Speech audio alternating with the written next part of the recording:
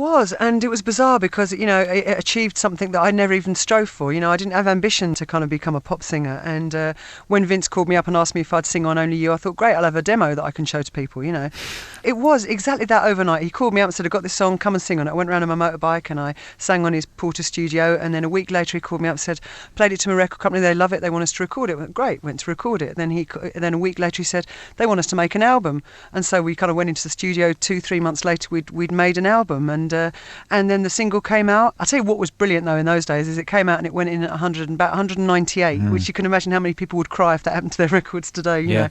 But it was brilliant because all records could come in low like that and build up, and there'd be a real story about it, excitement. It takes about 3 months to get to number 2.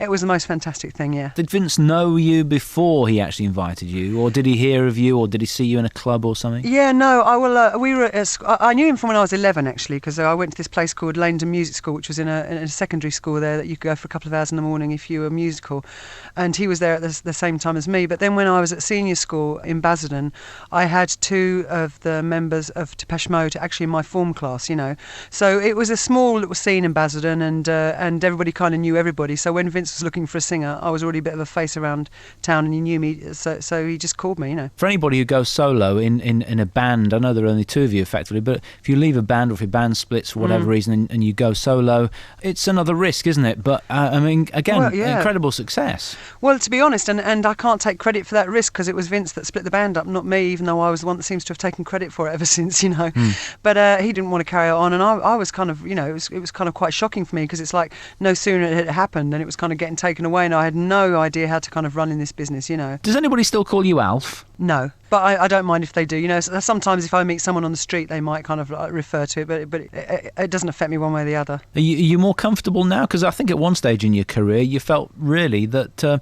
your career was almost ruling you rather than the other way round. Well, yeah, and I think that's because obviously when you're in a money-making industry, then people don't want you to change. They don't want you to do things that is going to threaten their income, and it's when you're kind of shackled like that a bit. I don't have a problem with not selling loads of records, and I like selling lots of records. It's all very nice, but the most important thing is to be making music if you're a musician, and when you're being stopped from doing that, and that's your vocation, it's a tough old thing. I want to try as many different mediums and art music forms that I can to use an instrument. You enjoy going into the studio, I'm sure, but I get the impression you enjoy the live stuff even more. Well, they're very different things. I mean, there's a lot of fear about going live, but at the same time you get the most fun. It's just that interaction. It's a moment that just happens at one time, and it couldn't happen without the people being there, and it couldn't happen without you being there, and there's kind of communion. I know I sound namby-pamby, but I feel very connected with my audience, and I think they feel connected with me, and it's quite an intimate experience.